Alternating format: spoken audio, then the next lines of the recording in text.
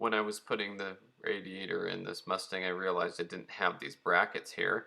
And luckily, I had saved these brackets from a car that was in the wrecking yard because I thought they looked pretty important and that I don't know where you'd find them. Maybe they're readily available somewhere, but I thought it was cool that I had saved those years ago from a car in a wrecking yard and I was able to use them on this GT because it didn't have them. And so that happened with the replacement of the new radiator. Now, something that if you watch my channel often, you'll know every time I get a new car, I go through and make sure that all the spark plugs are snug in there, torqued down, whatever, just as long as they're not loose. Because the last thing you want to do is spit out a spark plug and ruin your head. So I did that with the car, checked them all, and they were great. And then I noticed that this coolant temperature sensor was leaking a little coolant here. So I went ahead and cleaned it up a little bit, unplugged it, and then I added some of this RTV silicone to it to try to get a better seal on the threads with the 3/4 wrench. And the next thing I wanted to do was add these Steeda floor mats I had lying around. These came out of another Mustang that I had, and this car actually has brand new carpet in it from the previous owner, and I didn't have floor mats in here, so I just wanted to put these in here and protect the carpet. And I'm not sure if I'm gonna keep these in there or if I want to use the other OEM ones I have. I have another set of black OEM floor mats from another car that I got out of a wrecking yard. So I just thought it was cool to put these kind of things in here. I have a lot of extra parts lying around, and this is something that I just thought would really make it a lot better in here and protect the carpet. So the next thing I did was clean out all the door panels. You can see how dirty the door jambs are. With my friend who does mobile detailing, when I'd work with him on the side, we paid special attention to cleaning this out, so you can see how much better it looks now.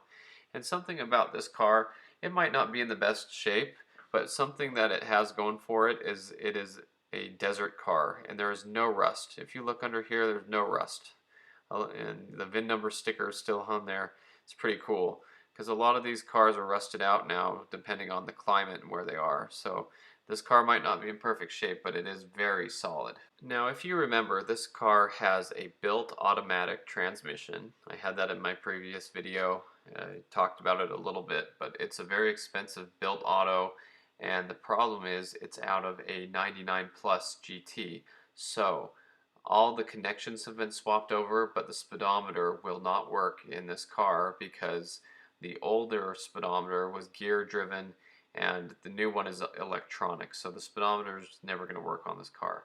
And so years ago I had saved the bracket from the Cirrus satellite stereo that came on my Blue Mach 1, and it's a nice bracket that goes right in here. It uses the bolts for the air conditioning controls. It slides in so it doesn't drill into the dash, and I took this old silicone case I had for my iPhone and I just mounted it there with some screws, and so now I can just pop in my iPhone like this and turn it on, and every time I go somewhere I just slide over here to the speedometer app, and that just uses the navigation, kind of like what your phone would use for navigation, but it has a speedometer there, so I can cruise down the road and have a speedometer.